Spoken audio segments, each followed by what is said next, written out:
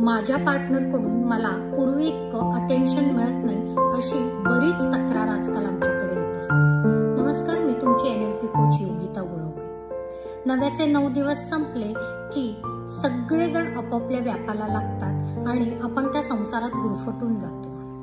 पण जसे जसे दिवस जातील, आपण जबाबदाऱ्यातून थोडे मोकळे व्हायला लागतो, त्यावेळेला आपल्याला अशी जाणीव होते की आपल्या पार्टनरचं पूर्वी इतकं अटेन्शन आपल्याला मिळत नाही आणि मग आपण खूप खूप जास्त भावनिक होऊन जातो। तर यासाठी आपण काय करता येईल? तर पहिल्यांदा लक्षात घ्या की संवाद साधणं हे खूप जास्त महत्वाचं आहे की तुम्ही तुमच्या पार्टनर बरोबर व्यवस्थित रोज संवाद साधता आहात का? काही परिस्थिती बदललेली आहे का? जबाबदाऱ्यांचं दुसऱ्याला ओझं वाटतं आहे का? काहीतरी भावनिक किंवा मानसिक असंतुलन झालेलं आहे का? कुठलं असं प्रेशर आहे का? कुठल्या अशा गोष्टी आहेत का की ज्या दुसऱ्यापर्यंत पोहोचत नाहीयेत? किंवा कधी कधी मुलांच्या शिक्षणाचा किंवा घरातल्या इतर व्यक्तींचा ताणतणाव आपल्या पार्टनरवर आहे का? या सगळ्या गोष्टी मला वाटतं कपल्सनी अगदी मनमोकळेपणाने एकमेकाशी डिस्कस केल्या पाहिजे। कधी कधी लेडीजचं मानसिक असंतुलन मेनोपॉजमुळे पण होतं, पण पुरुषांच्या ही गोष्ट लक्षात येत नाही। मुलं बाहेर गेल्यावर त्या स्त्रीला एकटं वाटणं आणि आपल्या पार्टनरकडनं अपेक्षा वाढणं हे साहजिक आहे।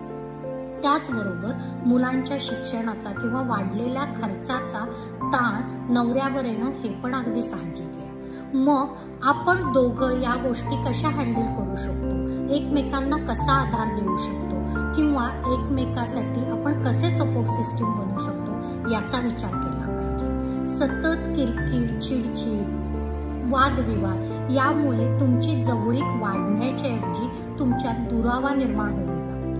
त्यामुळे आपल्याला इथून पुढचं आयुष्य खूप छान जगायचं आहे। मुलं पाखरं घरटं सोडून निघून जाणार आहेत, ज्येष्ठ नागरिक थकणार आहेत, त्यामुळे आपणच एकमेकाला शेवटपर्यंत साथ देणार आहोत।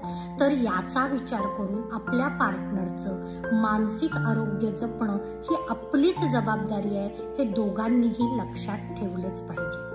तेव्हा स्वतःच्या मानसिक आरोग्याची काळजी घ्या, स्वतःचे छंद जोपासा, स्वतःचे टेन्शन्स एकमेकांबरोबर शेअर करा आणि हो, सगळ्यात महत्त्वाचं म्हणजे एकमेकाला क्वालिटी टाइम द्या।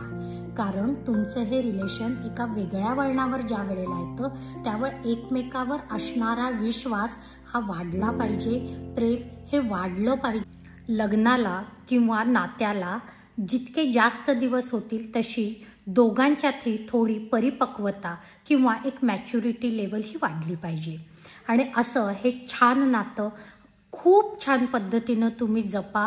मुलांसाठी एक आदर्श आईवडील किंवा कपल व्हा आणि घरात गुण्या गोविंदानं सुखाने संसार करा। केवळ आपल्या इगो पायी, संशयी स्वभावापायी किंवा अटेन्शन आपल्या पार्टनरचं मिळावं म्हणून खूप जास्त पॅनिक होणं, एकमेकाला दोष देणं, सतत वादावाद करणं हे कृपया टाळा।